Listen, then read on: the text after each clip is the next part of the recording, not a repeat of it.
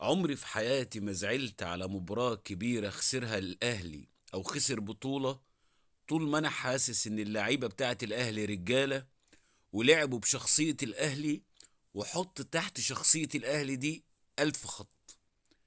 كل مرة بتكلم على الكواليتي بتاع اللعيبة وانتقد الخامة نفسها وانتقد حاجات، لكن دايما الأهلي مش في كل الأوقات كان عنده أفضل لعيبة وأفضل خامات، لكن دايما كانت شخصية الأهلي هي اللي مسيطرة، وهي اللي بتخلينا بنفوز في المباريات الكبيرة بلس 90، ونفضل حاطين دايما أمل كجماهير إن الأهلي هيجيب جون في أي وقت. شخصية الأهلي يعني أنت تبقى كلاعب عارف إن أنت بتلعب في نادي كبير قوي، لا هو أقل من ريال مدريد ولا أقل من برشلونة ولا أقل من حد. والناس اللي ممكن تستغرب كلامي وتقول إحنا فين وهم فين، دايما بقول لكم خلي أي نادي أوروبي يستغنى عن العدد المفتوح من المحترفين، وانت هتلاقي انهم كلهم شبه بعض وكل الانديه هتتساوى. امكانيات ماديه رهيبه، لكن لما تنزل الملعب في الاخر هيبقى 11 ضد 11. ريال مدريد امبارح فريق قوي، فريق قوي عنده لعيبه جامده، عنده لعيبه جامده، لكن انت لازم تلعب وانت عارف ان انت لعيب كبير وجامد.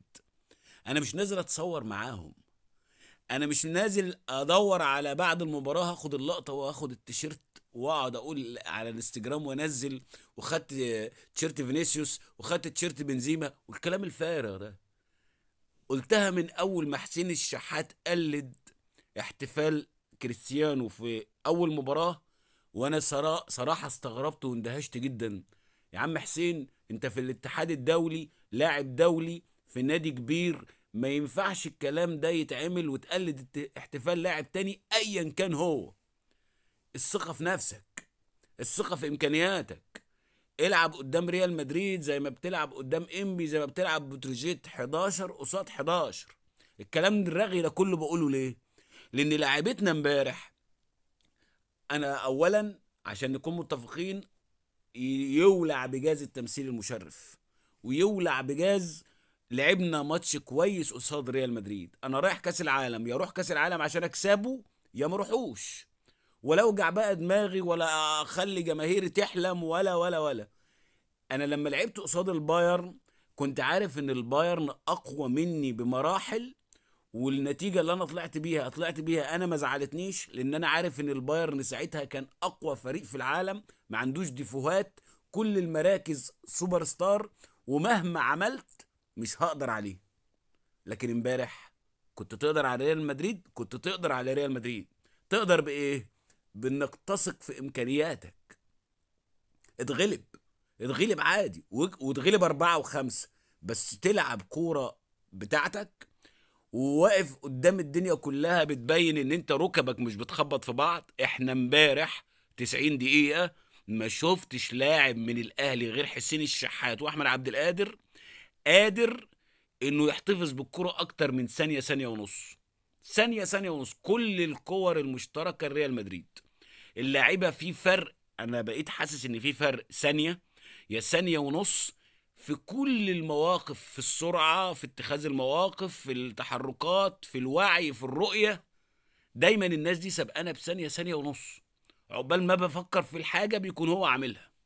وتعالى بقى على لاعيبتنا نص الملعب.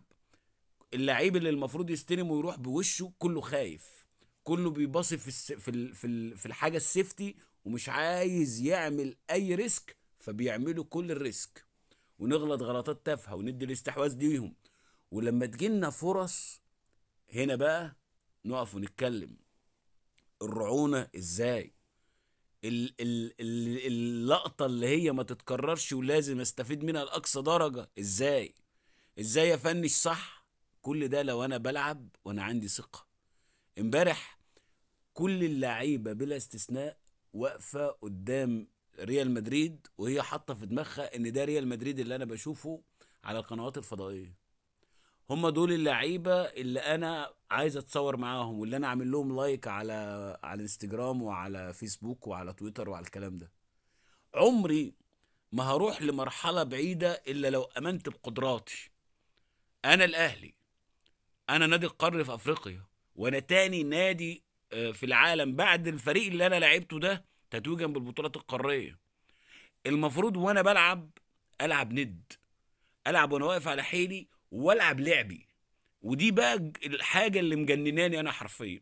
العب لعبك، العب كورتك، رقص اللي التخير رقصه طالما قادر ترقص. ما تقولش لا انا ارجع لورا، لا ما العبش الكره دي لا تتقطع، اباصي وانا مش شايف. ده قفشه امبارح بعيد عن ان انا يعني مش طايقه خلقه، لعب كوره قدام ال 18 بيستلم قدام ريال مدريد، اول بس ما الكوره بعدت عنه خطوه وبدا يلف لوش ما شافش قدامه، راح مباصيها بدل ما محمد هاني اللي لابس احمر بصاها للاعب التاني اللي لابس موف. والمدرب مع احترامي الشديد للكوره، انا بلعب 90 دقيقه من غير السوليه. مباراه زي دي ما ينفعش تلعب فيها بحمدي فتحي بره ولاعب السوليه وقفشه الاتنين مع بعض قصاد ريال مدريد. المفروض ديانج وحمدي فتحي، ولو حابب شيل قفشه وحط السوليه مكانه. لو انت يعني مش عايز ريسك، عايز تلعب كوره، خلاص خلي ديانج وحمدي يدافعوا وسيب عم قفشه يفتي بمزاجه، على الاقل انا ضمنت ان انا اعمل حاجه في نص الملعب. تغييرة الشحات امبارح، لو الشحات ما كانش مخلص بنزين ومش قادر يشيل رجله، تغييرة عجيبة مش فاهمها. لحد امتى بقى هفرح بقى بجملة انا رايح العب كاس عالم؟ لو مش رايح العب كاس عالم عشان اخده مروحوش، ولو مش جاهز له مروحوش. وانا قلت قبل كده اللعيبة بتاعت الاهلي في مراكز كتير جدا محتاجة حلول. بان قوي قيمة الراجل اللي طلبه راس الحربة، لان امبارح لو انا عندي راس حربة سوبر كان فرق. اللعيبه العقليه بتاعتهم نفسها لازم تتغير، لازم تغير فكره ان انت باصص لريال مدريد وبرشلونه والبايرن عنهم عالم جايين من كوكب تاني. طالما وقفوا قصادك بالتيشيرت والشورت والشراب وبيلعب معاك، يبقى الروس اتساوت. العب ودوس واحلم انك تكسب ويبقى عندك ايمان انك هتكسب. لكن توصل ان انا اخسر 4-1 في مباراة بان قوي ان انا قادر وبلعب وعملت جيم كويس، ناقصني ايه؟ عندي ثقة في نفسي، العب كرة حقيقية، ادوس. بعد ما جبت ضربة الجزاء والنتيجة بقت 2-1 في عرف كرة القدم، خلاص الفريق التاني بيسلم، بيقول لك هات الجون التاني. عم قفشه حاططها في السما، ونسيب نفسنا لحد ما نوصل للدقيقة 85، وبعد كده نلوش ونفتح الخطوط ونلبس التالت والرابع، وكنا ممكن نلبس الخامس والسادس، وتطلع نتيجة كارثية في مباراة كنت المفروض اكسبها. انا بقول لكم اهو، اتفرجوا على الهلال قصاد الريال هيعمل فيه ايه. بسن التوفيق والله لا يمرمطوا، لان الهلال عنده لعيبه كلها عقليات محترفه وثقه والكلام زي ده. فكر الاداره في الاهلي لازم يتغير، لازم اجيب لعيبه عقلياتها مش بتدور على تغير التيشيرت بعد المباراه مع النجوم اللي هم بيتفرجوا عليهم. لازم احط في دماغي ان انا مش هممني حد. شابول عبد المنعم راجل، عايزين رجاله، رجاله وعندها ثقه في نفسها. الكلام ما يوصلش ان انا اتغلب 4 في مباراه كنت المفروض اكسبها او اتعادل او العب ضربات جزاء.